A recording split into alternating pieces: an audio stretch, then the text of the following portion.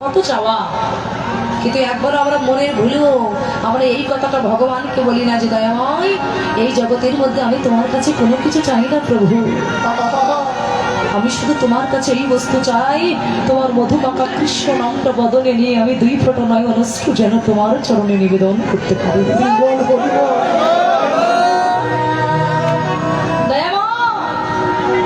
আমি কৃষ্ণ বলে যেন কাঁদতে পারি। কেন কৃষ্ণ বলে কাদা ছাড়া আমাদের মতো করে জীবের অন্য কোনো গতি নাই। আপনি যাই কিছু করেন না কেন, কাদা ছাড়া আমাদের মতো কলিজীবের অন্য কোনো গতি নাই, অন্য কোনো গতিতে আমরা পার হতে পারবো না। একমাত্র কৃষ্ণ বলে যে যেন কাটতে পারবে জগতে, সেই পার হতে পারবে। জগতের মধ্যে শুধু ভগবানের কাছে চেয়ে গেলাম, কিন্তু জীবনে কখনো কোনোদিন ভগবানের কাছে নিজের দেহটাকে অর্পণ করে আমি বলতে পারলাম না যে প্রভু আমি কোনো কিছু চাই না, আমি শুধু এই বুঝতে চাই। যত আঘাত, যত দুঃখ, কষ্ট, জ্বালা, যন্ত্রণা, আমি যা কিছু পাই না কেন সকল আঘাত, দুঃখ, কষ্ট, জ্বালা, যন্ত্রণার বোঝা মাথায় নিয়ে আমি কৃষ্ণ বলে দুই ফোঁটা নয় অশ্রু যেন আমি তোমার চরণে দিতে পারি প্রভু। আমি তোমার কাছে অন্য কোনো বস্তু চাই না। এই তো ভগবানের কাছে ভক্তের চাওয়া। যারা প্রকৃত ভক্ত তারা ভগবানের কাছে কি চায়? যারা প্রকৃত ভক্ত তাদের কিভাবে সুখে থাকবে এরা কোনোদিন চায় না।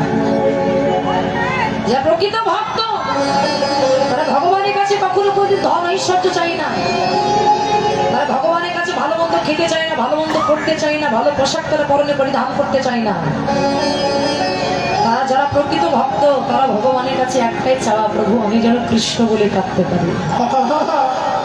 ভক্ত হওয়াটা মুখের কথা নয়। ভক্ত চিনবেন কেমন করে? ভক্তকে যে গলায় বড় বড় মালা দিয়েছে তুলসী মালা সে ভক্ত, যে মাথায় টিকা রেখেছে সে ভক্ত, যে পরনে গেরুয়া বসন করেছে সে ভক্ত বলছে নয়। মাথায় শিক্ষা রাখলে, গলায় বড় বড় তুলসী মালা পড়লে, দাদার সঙ্গে তিলক দিলে, পরনে গেরুয়া বসন করলে সে ভক্ত হতে পারে না।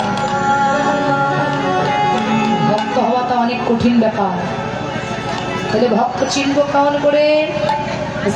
বলছে ভক্ত যদি চিনতে চাও তাহলে আগে ভক্তের দুই নয়নের দিকে লক্ষ্য করবে। মন দিয়ে শুনবেন। বলছে ভক্ত যদি চিনতে চাও আগে ভক্তের দুই নয়নে লক্ষ্য করবে। কেন? বলছে যারা ভক্ত তারা কোনো কিছু দেখে না, শুধু কৃষ্ণ নাম শোনে আর বসে বসে নয়নের জলে কাঁদে গো। অন্য কোনো আন চিন্তা, আন ভাবনা তাদের ভিতরে প্রবেশ করে না। তারা শুধু নাম শুনে। দেখবেন যারা শুধু নাম শুনে আর বসে বসে শুধু নয়নের জলে ভাসে, জীবনে যদি কখনো কোনোদিন এমন ভক্তকে দর্শন করেন এই সুযোগটা যেন কোনোদিন ছেড়ে দেবেন না।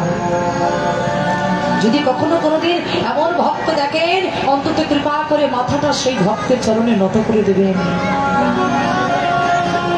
যদি পারেন ছুটে গিয়ে সেই ভক্তের চরণ দুটি বুকে জড়িয়ে ধরবেন। কেন?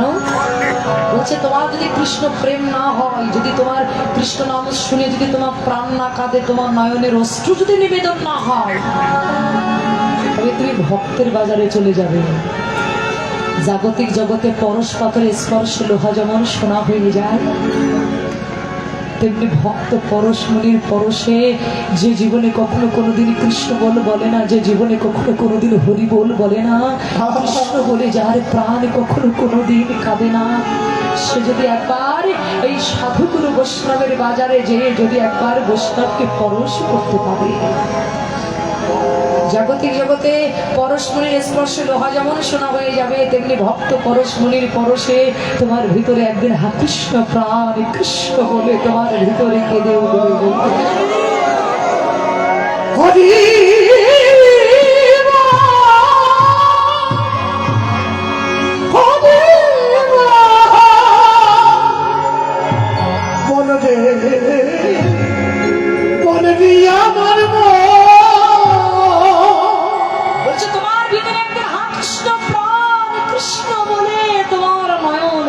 ঝরবে। সনাতন গোস্বামী, সর্বগোস্বামীর মধ্যে এক গোস্বামী ছিলেন যার নাম ছিলেন সনাতন গোস্বামী। এই সনাতন গোস্বামী ইনি একদিন ঘর বাড়ি সবই কিছু একটু পরিত্যাগ করে বৃন্দাবনে বৃন্দাবনে চলে গেলেন বাবা। বৃন্দাবনে যে একটা গাছের নিচে বসে বসে হাতে জপের মালা নিয়ে কৃষ্ণ নাম জপ করছেন, আর দুটি নয়নের জলে ভেসে যাচ্ছে। ঠিক সেই সময় একটা কন্যাগ্রস্ত পিতা তার কন্যাকে বিবাহ দেবে, তাই কন্যাকে বিবাহ দেওয়ার মতো কোনো সম্পত্তি তার ঘরে নাই। সেই কন্যাগ্রস্ত পিতা সনাতন গোস্বামীর সম্মুখে যেই বলছে, বাবাজি কিছু ভিক্ষা দেবে গো, একটু ভিক্ষা দাও না। আমি কন্যাগ্রস্ত পিতা, আমার কন্যাকে বিবাহ দেওয়ার মতো কোনো সম্পত্তি আমার কাছে নাই, তাই ভিখারি হয়ে তোমার কাছে এসেছি, তুমি কৃপা করে আমায় কিছু ভিক্ষা দাও। আর যেই না বলেছে, সনাতন গোস্বামী ভিখারির দিকে লক্ষ্য করে বলছে, ওরে ভিখারি, তুই আমার কাছে ভিক্ষা চাইছিস? আমি নিজেই তো একটা ভিখারি। ভিখারির কাছে ভিক্ষা চাইলে কি কখনো কোনোদিন ভিক্ষা পাওয়া যায়?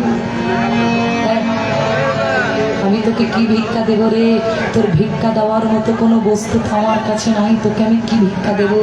কন্যাগ্রস্ত পিতা বলছে, বাবাজি কৃপা করে যখন তোমার চরণে এসে পড়েছি, তুমি আমায় কিছু ভিক্ষা দাও না। তখন সনাতন গোস্বামী ওই ভিখারিকে বলেছিলেন, বাবা শোন, ভিক্ষা যখন তুই চাইছিস ওই যমুনার ধারে ছুটে যা, আর ওই যমুনার ধারে যেয়ে দেখ কিছু বালি রাখা আছে। হরি হরিব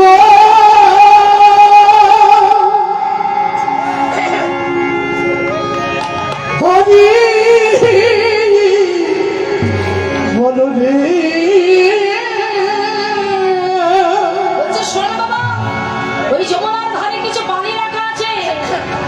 বালির ভিতরে এমন একটা পাথর আছে, সেই পাথরটা যদি তুমি বাড়ি নিয়ে যেতে পারো তাহলে তুমি কোটি কোটি টাকার মালিক হয়ে যাবে। ভিখারি কি করেছে জানেন বাবা? যমুনার ধারে গিয়ে বালিটা আগলা করে দেখে বালির ভিতরে একটা পাথর আছে, আর যে পাথরটা পেয়েছে সেটা যেন তেন পাথর নয়, সেটা হলো পরশ পাথর। আর এই পরশ পাথর যার কাছে থাকে এদেশে রাজা পর্যন্ত তার সাথে পারে না।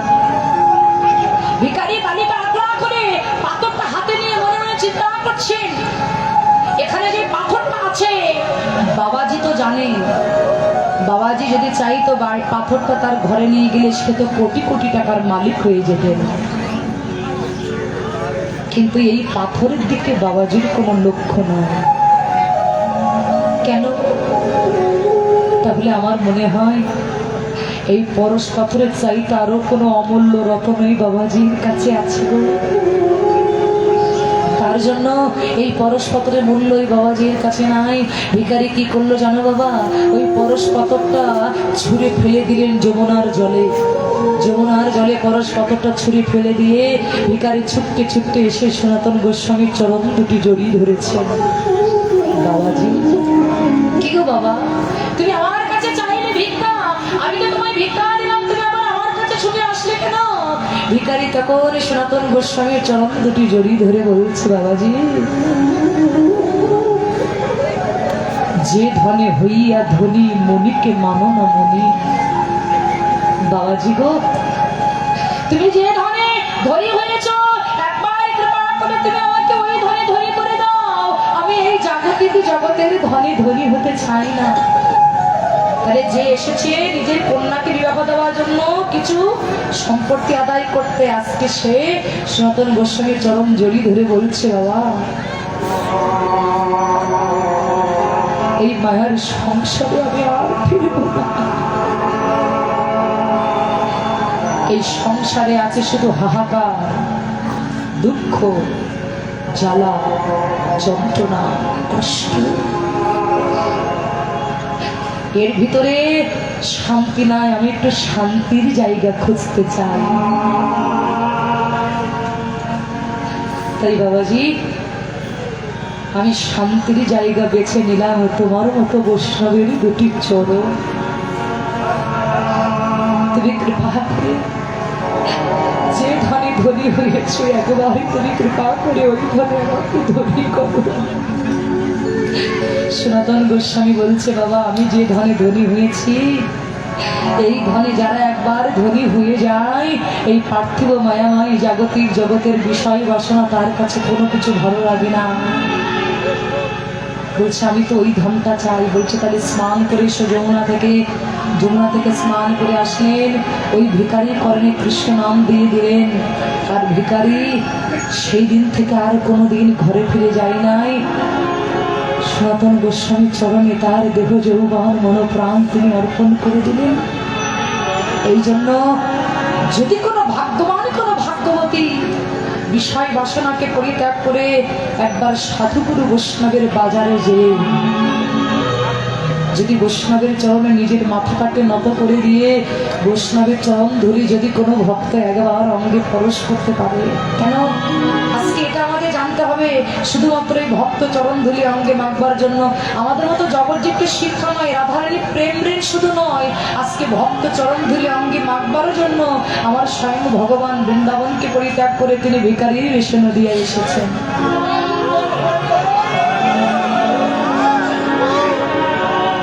শুধুমাত্র এই ভক্ত চরণ ধুলি অঙ্গে পরশ করবার জন্য। আর আমাদের মতো জগৎজীবকে জানিয়ে দিলেন, হে জগৎবাসী, আমি যেমন কোনো কিছু বিচার না করে আমি যখন সমস্ত সবই কিছু ভুলে গিয়ে আমি আমার ভক্তকে আপন করে নিয়েছি। এই জগতে যদি তোমরা আমার কৃপা লাভ করতে চাও, যদি আমার কৃপা তোমরা পেতে চাও, তেমনি আমার মতো তোমরা ও সাধুগুরু বৈষ্ণবের চরণে তোমার এই মাথাটা নত করে দাও।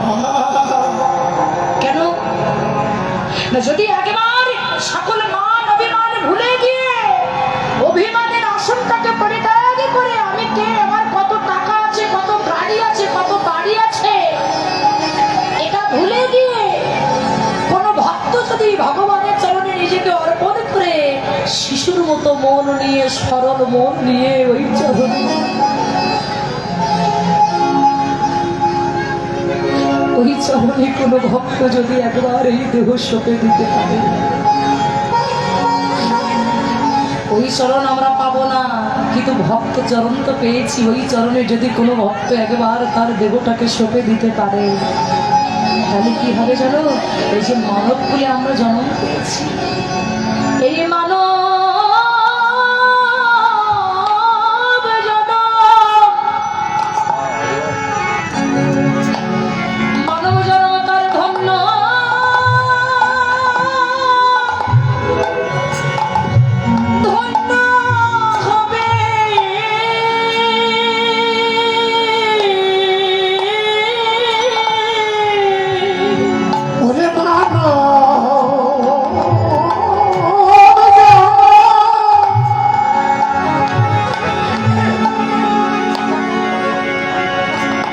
মানব জন্ম ধন্য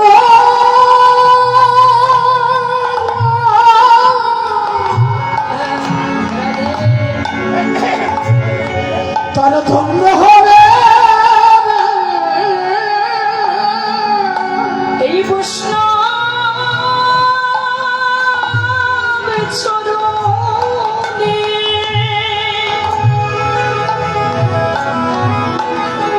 এই দেহ যে জন সঁপে দিয়েছে,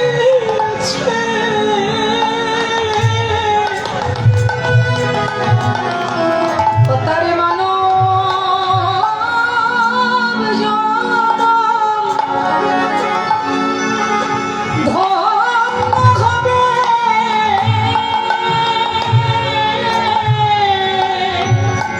ওরে বৈষ্ণব চরণে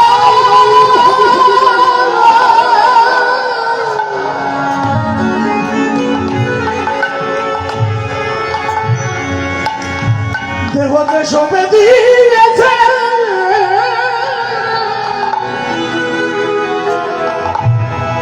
তারা মানব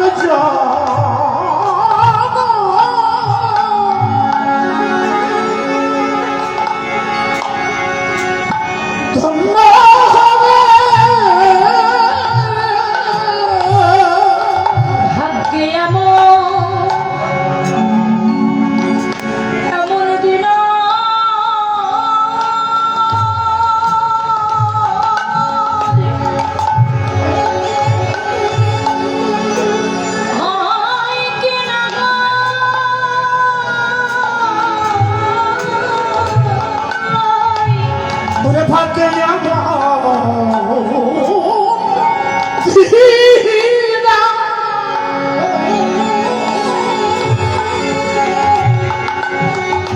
হয় কি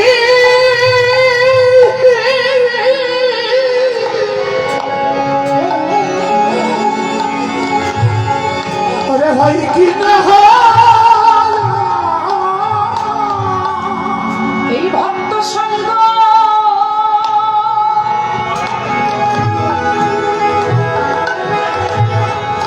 এই সাধনার সঙ্গ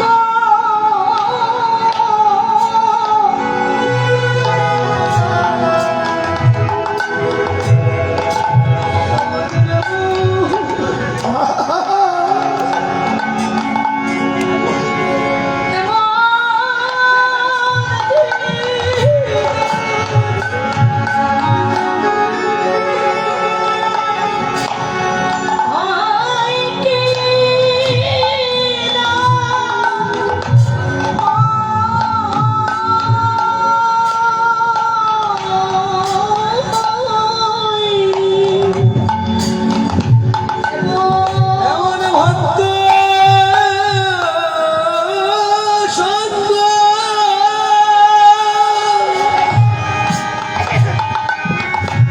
ওরে সাধু সঙ্গ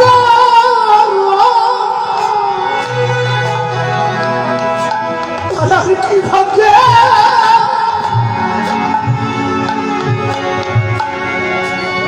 আর কি ভাগ্যে হয় কি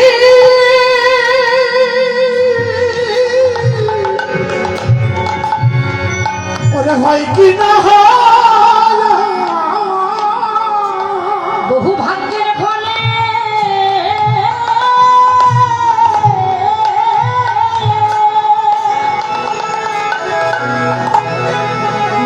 এমন সঙ্গ পেলে ভয়। আজকে যে তুমি কীর্তন শুনতে এসেছো, তুমি জীবনে এই গ্রান্টি দিতে পারবে না যে এখান থেকে তুমি বাড়িতে যেতে পারবে। বাড়িতে যে পালঙ্কের উপরে বালিশে মাথা দিয়ে যখন তুমি ঘুমাবে, তখন তুমি এই গ্যারান্টিটা দিতে পারবে না যে কালকের জীবনের সকাল তোমার আসবে।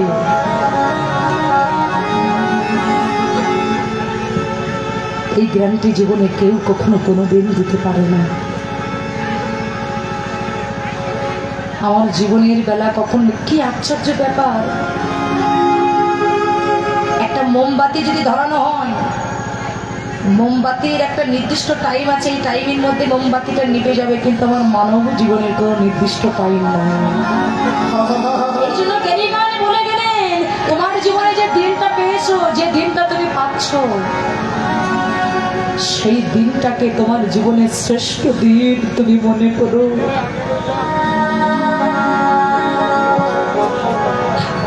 ওই দিনটাকে তোমার জীবনের শ্রেষ্ঠ দিন মনে করো, কারণ তারপরে দিন তোমার জীবনে আসবে কি তুমি নিজেও জানো না, আমিও জানি না। এই জন্য বৈষ্ণব কবি পদকর্তা এক পাশে দাঁড়িয়ে বললেন, যে কোনো কাজ আজ নয় কাল করব, এই কথাটা যেন কোনোদিন বদল দিয়ে বলো না। তেমনি এই যে মনুষ্যকুলে যেন গৌর গোবিন্দের ভজন কৃষ্ণ বলে কাদা, আজ নয় কাল, এই কাল তুমি করো না। তোমার জীবনে কাল আসবে কি তুমি জানো না। তাই যদি পারো সকাল সকাল গুরু চরণ আশ্রয় করে দেহ যৌবন মন প্রাণ গৌর গোবিন্দের রাতের চরণে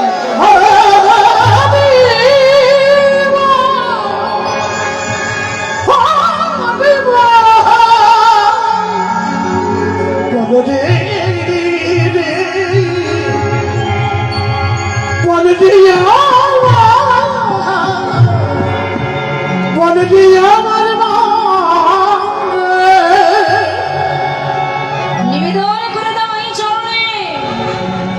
কেননা তোমার এই কথাটা মনে রাখতে হবে, আমাদের ভাবতে হবে যে তোমার এই মনুষ্য করে জন্ম পেয়ে যদি তোমার দেহের মধ্যে কৃষ্ণ নামের গন্ধ না থাকে, হরি নামের গন্ধ যদি তোমার দেহের ভিতরে না থাকে, তাহলে একটা কুকুর পর্যন্ত তোমার দেহটা শুকবে না।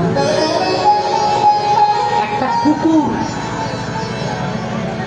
তোমার দেহের মধ্যে যদি হরি নামের গন্ধ না থাকে, একটা কুকুর পর্যন্ত তোমার দেহটা সুখে দেখবে না। এই জন্য আমরা যে যাই করি না কেন, আমাদের দিন শেষে আমাদের একটা কথাই মনে রাখতে হবে, আমাদের একটা কথাই মানতে হবে, মনে রাখতে হবে যে কৃষ্ণ নাম বিনে আমাদের মতো কলিজীবীর অন্য কোনো গতি নাই। হয়তো এখানে কীর্তন শুনছেন বসে, মনের ভিতরে হয়তো আপনি মনে মনে ভাবছেন যে আসলে কি করলাম, আমার দিনগুলো বিফলে গেল। আবার এখান থেকে যখন বাইরে চলে যাবো আমরা সবকিছু ভুলে যাব, কিন্তু ভুলে নয় বাবা, আমাদের মনে রাখতে হবে, আমাদের ভাবতে হবে, ভগবানের কথা মনে রাখতে হবে, তার ভজন সাধনে এই দেহটাকে আমাদের অর্পণ করে দিতে হবে। তাছাড়া এই কলিযুগের আমাদের অন্য কোনো গতি নাই।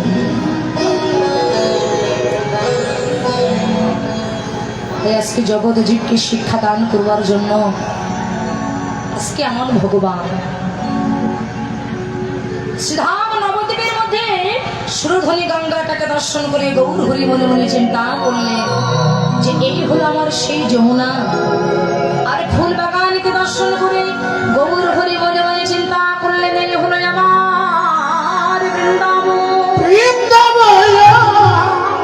আর সহচরগণকে দর্শন করে কি মনে করলেন?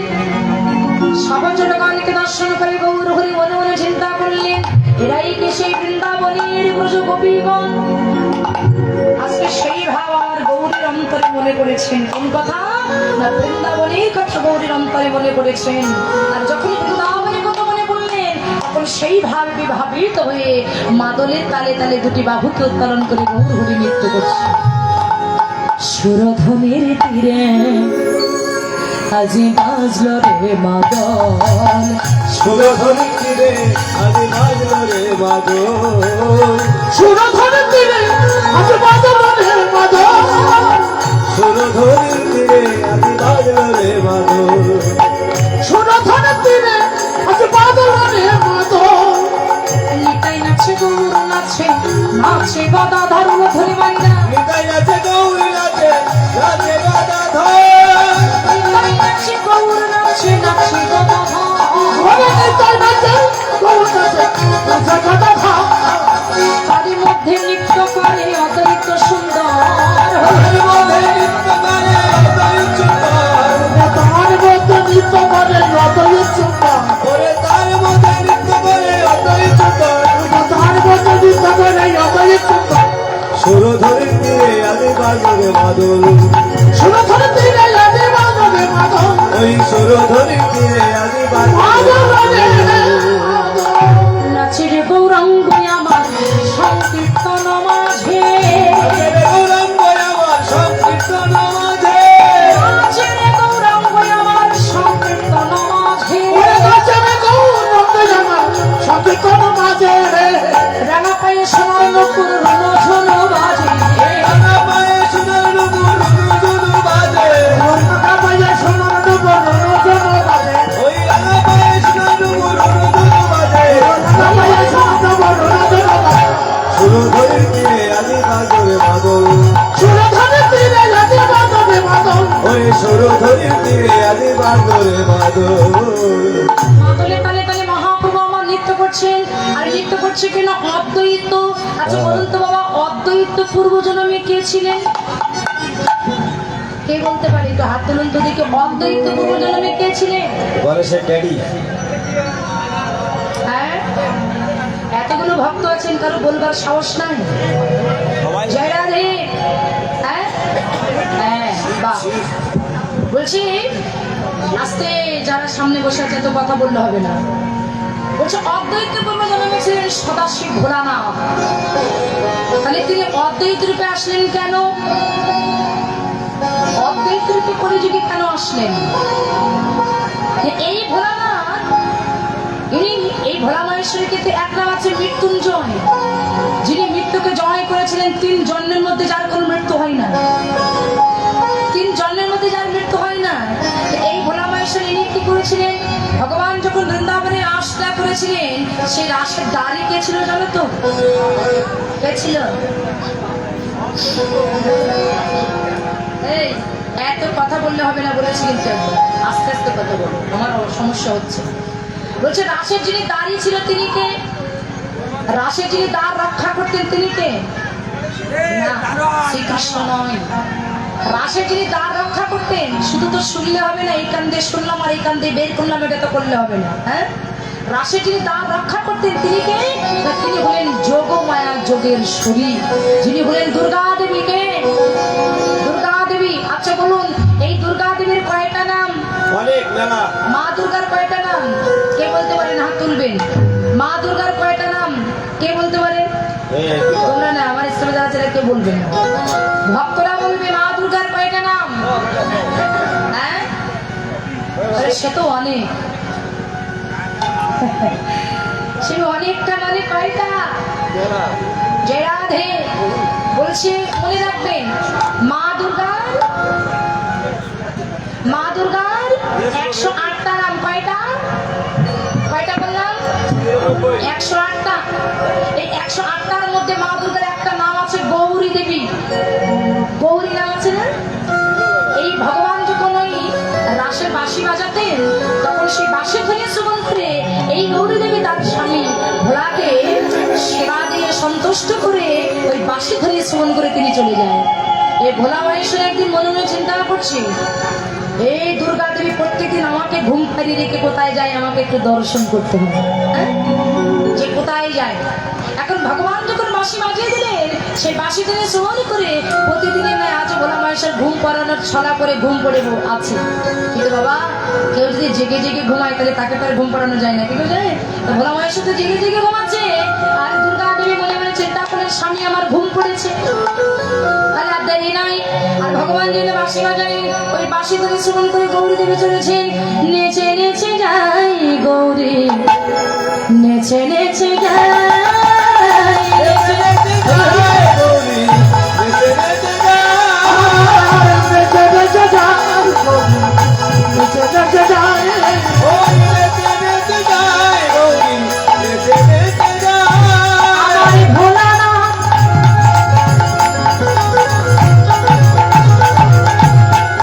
ভোলানাথ ধান খেলে পিছু পিছু যায়। আর ভোলা না ধান খেলে পিছু পিছু যায়। নেচে নেচে যাই গৌরী, নেচে নেচে যাই। নেচে যায় গৌরী, নেচে নেচে যায়। নেচে নেচে যায় গৌরী, নেচে নেচে যায়।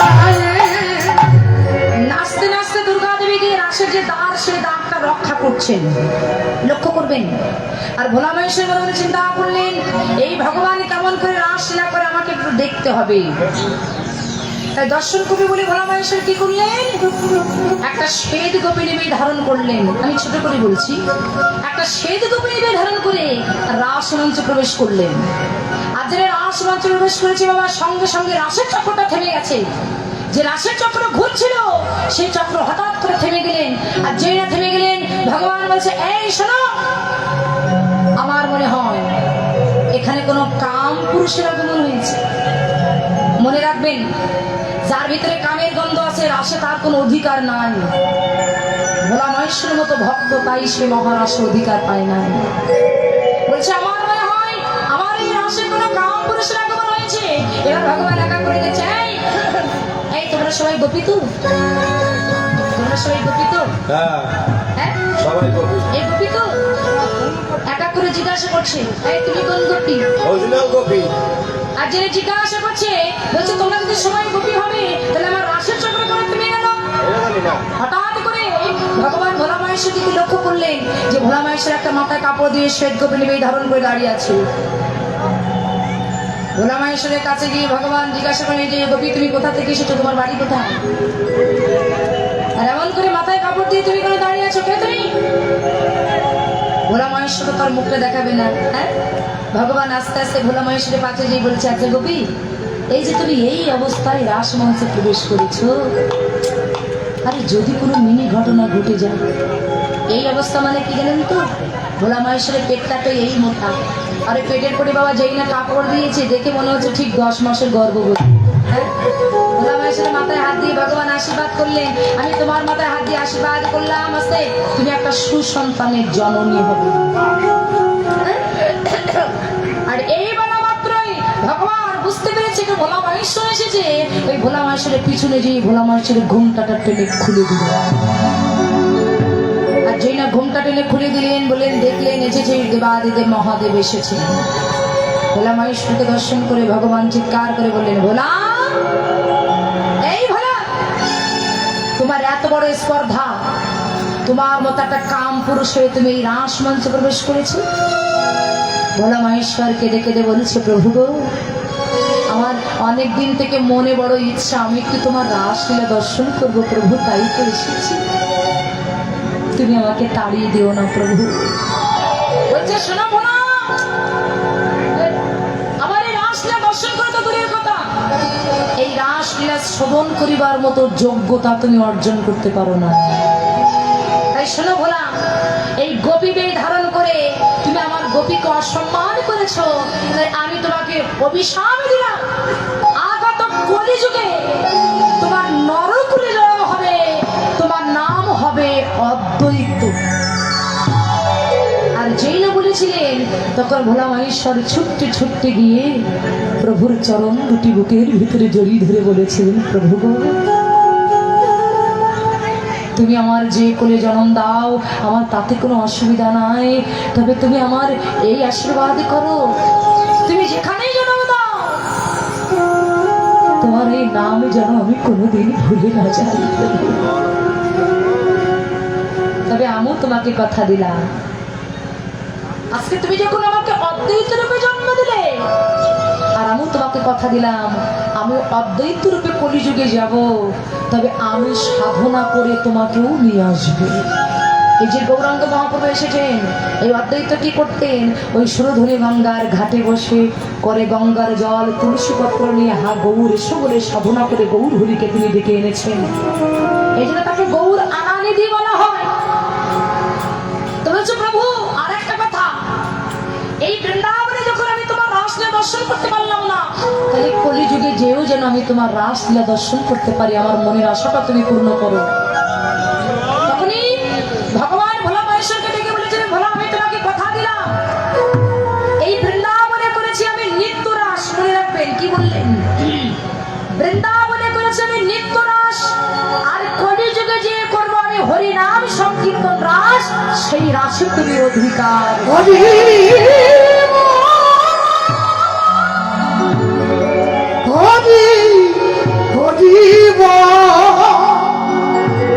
সেই রাশি তুমি অধিকার পাবে। আমি তোমাকে কথা দিলাম, তাই তো নাচিছে, তাই তো নাচিছে, অধিকার পেয়েছে, তাই তো নাচিছে, অধিকার পেয়েছে তাই তো নাচিছে।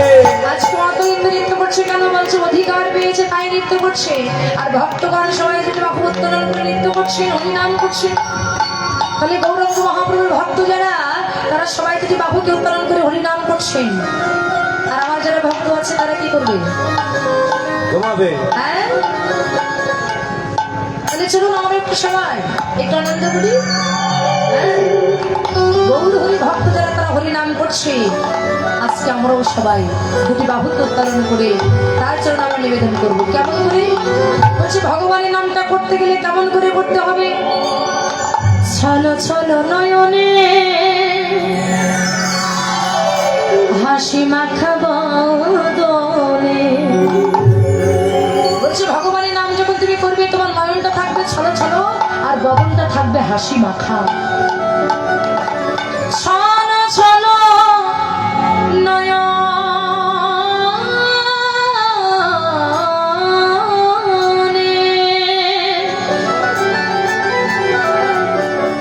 হাসি মাখা বদনে, আনন্দ কাননে গাহয়নি বা।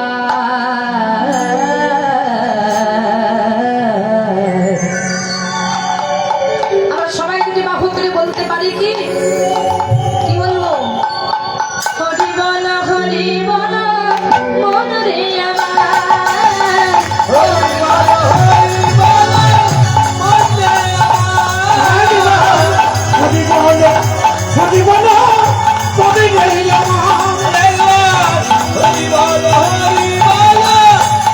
রে আমার, ছলো ছলো নয়নে হাসি মাখা